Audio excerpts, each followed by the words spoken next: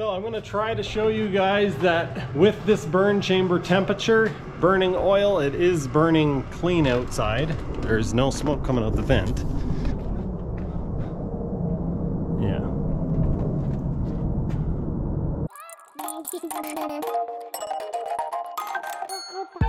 Having some issues with my diesel heater. Just wondering if the exhaust is supposed to be glowing red like that.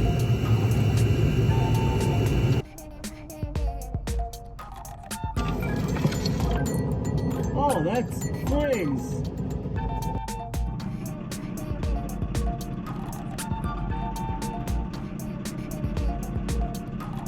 I'm glad it was out here when that happened, because that could have been very bad. It's wonderful.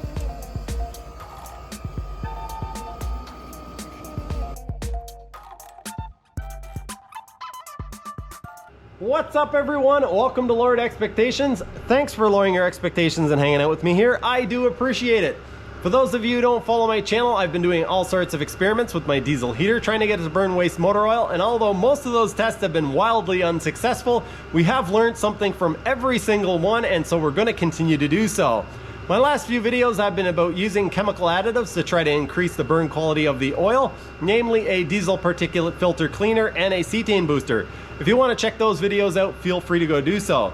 This video is going to be about trying to increase the burn chamber temperature where the fuel goes in to try to make the fuel flash off and hopefully burn cleaner. If you guys are interested in this sort of thing, you better go check out Shane Hogarth. Hopefully I'm saying that last name right, but probably not. I will leave all of his information in the description below. He has one of these heaters. He is doing some really interesting experiments. He has a video series where he is building a full manual DIY control system. He has it all the way from conceptual to building it on the bench to actually testing it on the heater. He has made a huge amount of progress. His videos are very interesting, so go check him out. A big thanks to everyone who's been getting involved, whether that's leaving comments on the videos, getting involved in any way with giving me suggestions, leaving likes, that definitely helps, and also subscribing to my channel. Thanks to everyone who's been doing that. Big thanks to everyone who's used the affiliate link to purchase a heater that is similar to mine. For those of you who don't know, that information is also in the description below. If you purchase the heater using that link, it helps me out. I get a small kickback. There is a discount code for $10 off, VVS10, or VV promo for 5% off store-wide.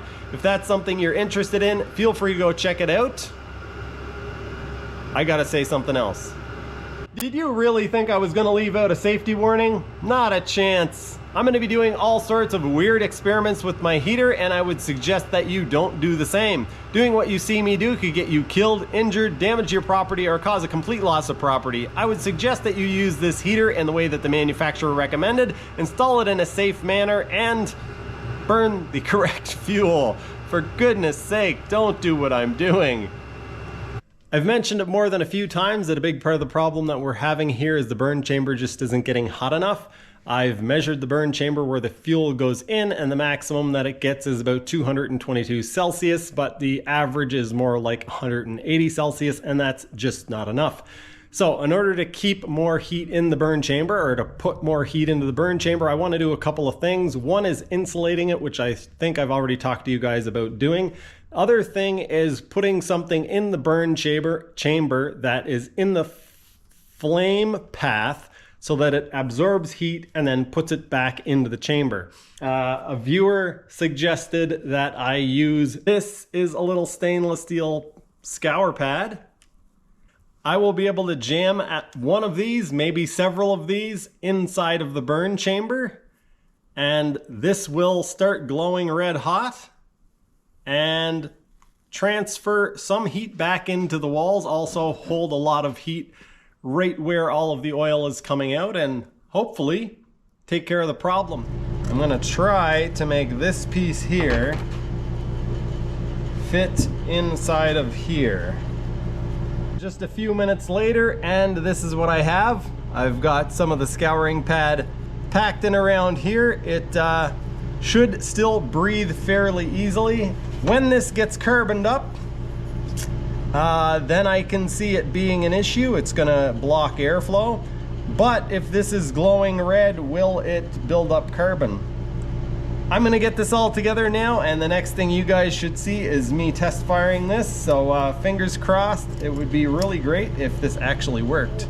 I've got a big grin on my face because I am really hopeful that this works out. If it doesn't, this grin might disappear real quick. But I'm gonna turn on the meter. I am gonna turn on the heater, and we are gonna see what happens. Hopefully we see the burn chamber temperature go up considerably. It seems to be choked up a little bit, or actually quite a bit. When it starts hard, I've found that it's because the area between where the baffle is supposed to go and the reduction ring has some crap in it, and right now we do have some crap in it, that being the scour pad material. So I might actually have to remove that stuff. I'm gonna give it one more attempt. If it doesn't start, I'm gonna take it apart and remove some of the scouring pad from inside of the main burn area. 61.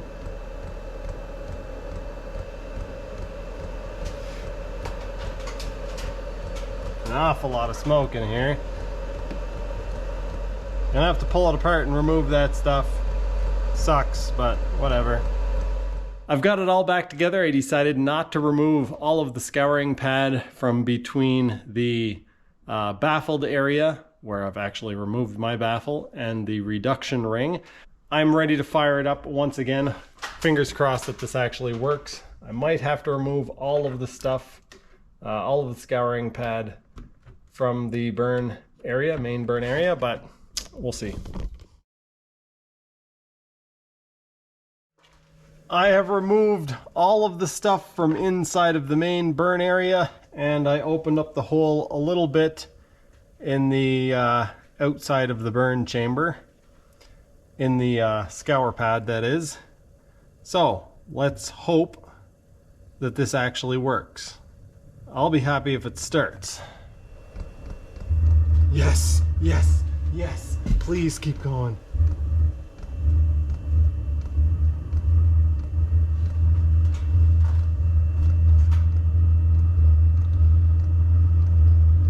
Okay, we're up to 100 in the burn chamber already. That's a good sign. Wow. Let's hope this trend continues. That looks good.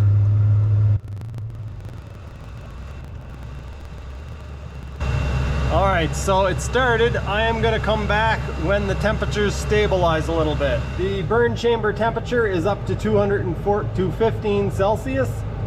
But we've seen that kind of temperature before. I'm assuming that as soon as I change the heat setting, the fan will speed up and that will cool down, but I'm gonna let it keep climbing and see what it goes to. We'll try to figure out if the scour pad is making any difference whatsoever.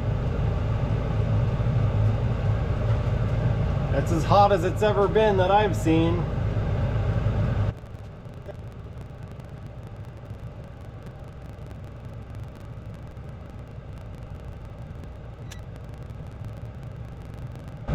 I've started to switch over to waste oil and we can see the temperature dropping. And I'm going to let it run on the waste oil for a little bit and see what happens.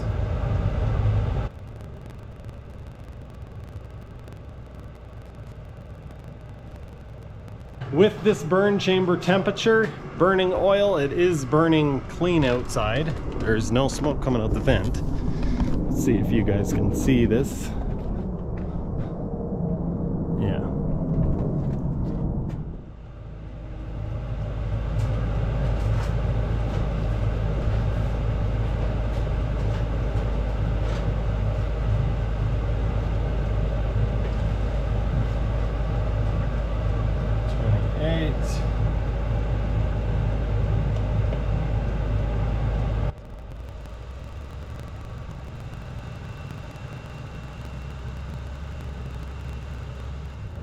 At the low temperature setting, it's not moving a whole lot of air, and it's actually up to 245 Celsius at the outside of the burn chamber, so that is nice and hot. That should be burning the oil.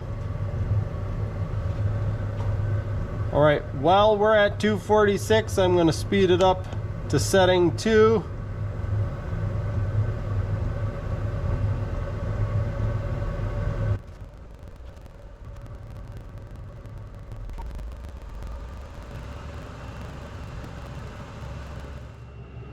It looks like there might have been some improvement, but not the improvement that I was hoping for. That is actually quite disappointing.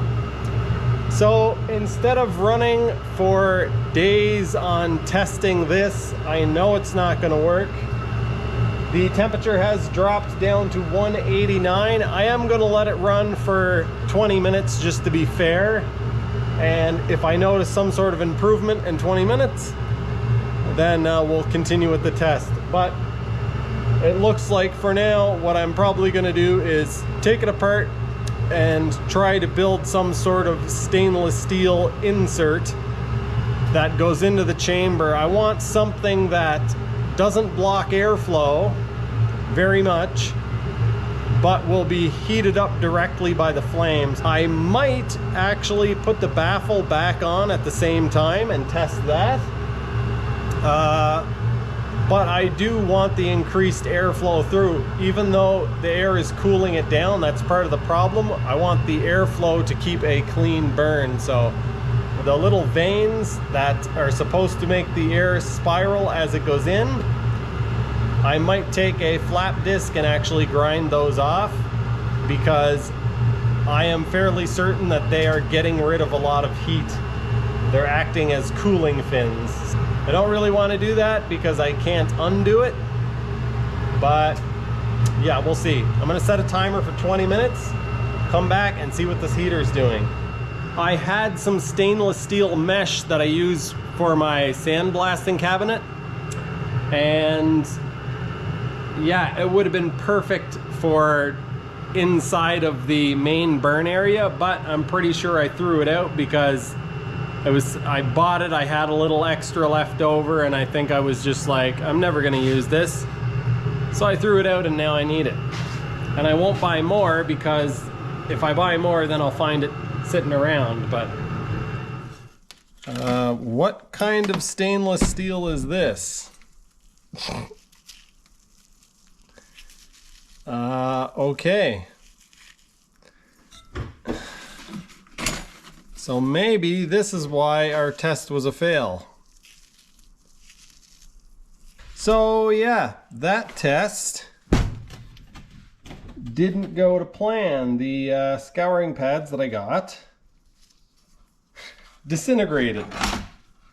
Anyway, I will come back when I have something to report. I haven't decided what I'm going to do yet. I've got a piece of metal like this in there, and then I've also bent up a piece like this, and this piece is going to fit in. I'm not going to put 2 of them in because I don't want to cause too much restriction, but this piece is going to do 2 things. It's going to help absorb a little bit more heat and transfer some of that heat back into the chamber, but it is also going to hopefully hold this plate in place. I'm also debating whether or not I should just grind these fins off, because I'm fairly certain they're not doing anything for us. But in order to see if this actually works, I'm going to leave them there for now. If this doesn't work, then I'm going to go back in and I'm going to grind these all off. It should maintain a little bit more heat without these on there. They act as cooling fins. So yeah, we'll see. We'll see what happens. 18 degrees on the heat exchanger, 23 degrees now on the burn chamber. We are burning a new oil mix with diesel and gasoline and a cetane booster. I'm going to start it up on diesel, preheat it. We're going to look at these temperatures. Once the temperatures stabilize, we will then possibly switch it over to the motor oil. I might decide not to continue with the test if we don't see any difference in temperature. We're looking for something definitely over 200 Celsius on the burn chamber here. So if we don't get at least like 210 or something, we won't even bother continuing with the test. I'll just take it apart and try something else. But if we get numbers that look somewhat promising, then we'll switch over to the oil and continue on and see what it ends up giving us as a result. Well, it doesn't look like we're gonna have a success here. I'm gonna try switching over to the waste oil anyway, just to see how it reacts. Who knows? I'm gonna let it run for a few minutes and see if anything extraordinary happens, but I'm kind of guessing that this test is also a fail. I just pulled the chamber out and there is nothing left inside. The baffle, all the plates that I made are just sitting inside the chamber. They were sitting in the right place while it was burning. They just, yeah, kind of changed shape. Here's some paint flakes here. Wow, that is pretty cool. The patterns on this are pretty neat. I was saying that it left really neat patterns in the metal that I was using as a baffle, and I just started looking at it closer and I can see that it actually bubbled the metal. So there is a weird pattern right here. That is actually a bubble. I burst one of the bubbles here. I'm gonna try to do it on camera and show you guys on this side. Yeah, you can hear that crunch away. And, whoa. Let's see if you can see it's actually flaking away.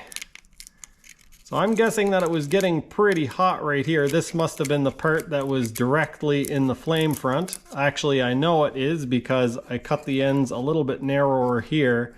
So it looks like this edge here was also directly in the flame front, and you can see this piece just flaked off of it. That is really interesting what cheap metal like this does when it is exposed to, I'm assuming that means that it's running lean, a high oxygen content. If it was running really rich, I don't think it would do that to the metal. I have decided that these are doing too much cooling, and so I'm at least gonna cut every second one off. So there's 1, 2, 3, 4. I could cut 4 of them off, or I could just cut all of them off.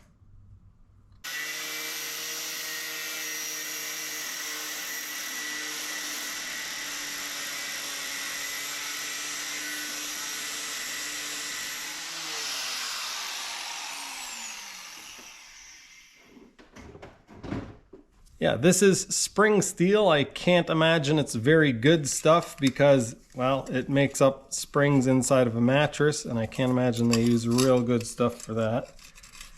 But I'm gonna jam it in there anyway, and we're gonna see if it does anything at all. The spring is sticking out the end, so it's actually gonna push against the heat exchanger. And I thought about cutting it off, but I'm actually just gonna leave it like this. I'm pretty sure by the time that I take it back out, it's gonna be relaxed. It won't have any spring left to it, but we'll see. If this actually works, we shouldn't see too much change until we try to increase it to a higher heat setting or a higher fan speed. It should heat up fairly normally. We have removed a little bit of mass from it, so it might heat up a little bit quicker, but I assume that those fins were carrying away some heat energy, and my hope is that, well, they don't cause a cooling effect, and so we actually get the burn chamber up quite a bit hotter. It seems to be heating up quickly. These are not the results that we were looking for. I've got a temperature of about 192, 193. Kind of an unfair comparison because I removed the vanes or whatever, fins, whatever you want to call them, but I also took the baffles or whatever the plates I made out of the burn chamber. So what I'm going to do now is shut it off, take it apart, and try making a different baffle or, yeah, some different system for it. I'm thinking of making one out of aluminum. I don't think that it will last terribly long, but I kind of just want to see what happens. And the steel that I used definitely wasn't good enough quality, and it was going to fail really quickly. So yeah, that's my thoughts as of now. I'm going to, as I was saying this, I just came up with an idea. So I will actually take it apart, and then I'll show you guys what my idea is. I may or may not. I think this is a good idea. I want to tell you guys now, but it probably won't make sense until I actually do it. So it involves, yeah, anyway, I'm gonna shut it off. I'm gonna take it apart. I'm gonna do something and show you. I think this is a good idea. I might have just come up with something on the spot here. I hope you guys enjoyed the video. If you did, be sure to leave a thumbs up. And if you want to see more of this nonsense, be sure to subscribe. What did you guys think of the stainless steel completely falling apart inside of the burn chamber? Is that to be expected? Am I just expecting too much of it? Or is that maybe not stainless steel? The plates that I put in there seemed to do the same thing, but that was the side of like a locker cabinet or a filing cabinet or something, so I didn't expect very much from it, but I would have expected more from the stainless. The next few videos are going to be basically this same thing, doing all sorts of different tests to try to get heat into the burn chamber. So yeah, if you don't want to miss that, be sure to subscribe. Do it. If you guys have any suggestions or ideas about what I could do, be sure to leave them in the comment section below. That is going to do it for this one. Thanks for watching. Thanks for getting involved. And yes, go check out Shane Hogarth, building the DIY full manual control system. Go check him out. Thanks for watching. See you next time.